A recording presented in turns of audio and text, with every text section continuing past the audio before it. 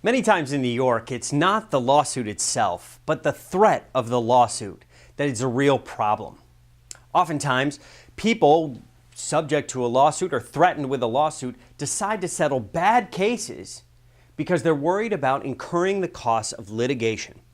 And normally, when we're thinking about those costs of litigation, we're thinking about attorney's fees. What you might not know is one of the major costs that's being threatened by plaintiffs' attorneys is the cost of discovery. Discovery is the process where plaintiffs and defendants pull together all the information that they may have that may be relevant to the case.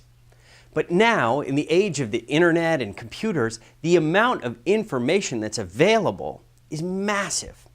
And the new threat is these overly broad discovery requests made by personal injury attorneys and plaintiffs' attorneys to get as much information as humanly possible to try to coerce a settlement.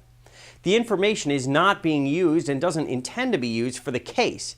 It's intended to be a massive cost. Imagine what the cost to a company would be to produce and review every single email or document that they've ever created for the last 6 years. Imagine if you as an individual had to read every single email that you ever wrote for the last 6 years, just you as an individual, and bring that out to the size of a company, even a small business. The cost can be massive, and they can really coerce a settlement on a bad case. That's why we need e-discovery reform.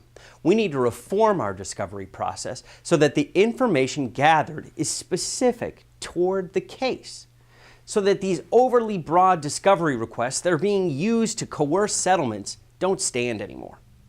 It's e-discovery reform. It's something we support, and it's something we hope you can support.